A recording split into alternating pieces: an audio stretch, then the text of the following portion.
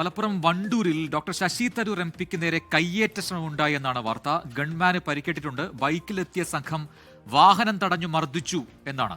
5 പേർക്കെതിരെ കേസെടുത്തു. പ്രതികരണത്തിലേക്ക് ആദ്യം നമുക്ക് ഗോകുൽ കെ വേണുഗോപാലിലേക്ക് ആദ്യം ഒന്ന് പോകണം. എന്താണ് അവിടെ സംഭവിച്ചെന്നറിയാം. ഗോകുൽ, ഈ വണ്ടൂരിനടുത്താണ് ഈ സംഭവം നടന്നെന്നാണ് മനസ്സിലാക്കുന്നത്. എന്താണ് ഉണ്ടായത്? ഈ മർദ്ദിച്ചവരാരാണ്? വിവരം പ്രജിൻ, വൈകിട്ട് 7 മണിയോടെയാണ് ഇത്തരത്തിൽ ശശി തരൂരിന്റെ വാഹനത്തിന് നേരെ അക്രമ സംഭവം ഉണ്ടായത്. വണ്ടൂരിലെ പരിപാടി ചെള്ളിത്തോടടുത്ത് വെച്ചായിരുന്നു സംഭവം നടന്നത്. ഏറനാട് പരിപാടിക്ക് ശേഷം, പി കെ ബഷീറിന്റെ പരിപാടിക്ക് ശേഷം വണ്ടൂരിൽ AP അനിൽകുമാറിന്റെ തെരഞ്ഞെടുപ്പ് പ്രചരണവുമായി ബന്ധപ്പെട്ട പരിപാടിക്ക് പോകുന്നതിനിടയിലാണ് ശശി തരൂരിന്റെ കാർ പിന്തുടർന്ന് വന്നെത്തിയ സംഘം, ബൈക്കിലെത്തിയ സംഘം ശശി തരൂരിന്റെ വാഹനത്തെ തടയുകയും ശശി തരൂരിന് നേരെ അസഭ്യം പറഞ്ഞ് അദ്ദേഹത്തെ ആക്രമിക്കാൻ മുതിരുകയും ചെയ്തത്. ആ ഘട്ടത്തിൽ അതിൽ ഇടപെടുകയായിരുന്നു ഈ ശശി തരൂരിന്റെ ഗൺമാൻ. ആ സമയത്താണ് അദ്ദേഹത്തിന് പരിക്ക് പറ്റിയത്. ഈ ഗൺമാൻ പരാതിയിലാണ് ഇപ്പോൾ വണ്ടൂർ പോലീസ് കേസെടുത്തിട്ടുള്ളത്.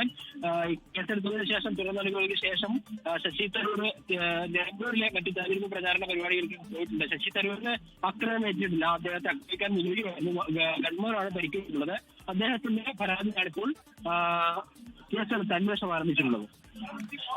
യെസ്, ഗോകുലാണ് വിവരങ്ങൾ നൽകിയത്. ഗോകുൽ കെ വേണുഗോപാൽ മലപ്പുറത്തുനിന്നും. ആ പ്രതികരണം നമുക്ക് ഒന്ന് കേൾക്കേണ്ടതുണ്ട്. എന്താണ് യഥാർത്ഥത്തിൽ സംഭവിച്ചതുമായി ബന്ധപ്പെട്ട ഒരു പ്രതികരണമാണ്. അതെ,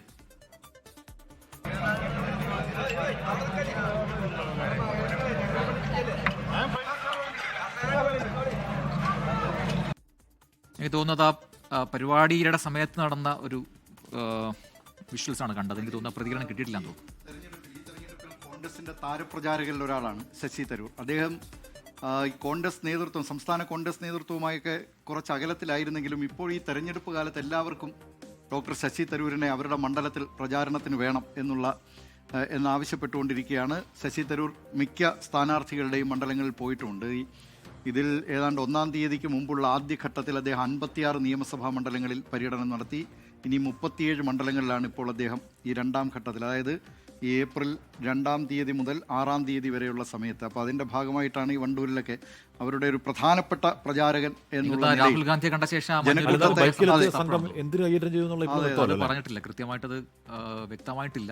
UDF-നെ സംബന്ധിച്ച് അവരുടെ ജനങ്ങളെ ആകർഷിക്കുന്ന ഒരു പ്രധാനപ്പെട്ട നേതാവാണ് ഡോക്ടർ ശശി തരൂർ. എന്തിനാണ് ഈ ആക്രമണം നടന്നത്? അത് വളരെ ഇത്തരം സംഭവിക്കാൻ പാടില്ലാത്തതും തെറ്റായ കാര്യവുമാണ്. ബാക്കിയുള്ള 3 ദിവസങ്ങളിൽ ഇലക്ഷൻ പ്രചരണ വേദിയിൽ കത്താനിടയുള്ള ഒരു സാഹചര്യം ആയിരിക്കണോ? എന്തെങ്കിലും പൊളിറ്റിക്കൽ ബന്ധമുണ്ട്? എന്താണ് യഥാർത്ഥ കാരണം അറിയില്ല. അത് വരും മിനിറ്റുകളിൽ ലഭ്യമാവുമെന്ന് പ്രതീക്ഷിക്കുന്നു.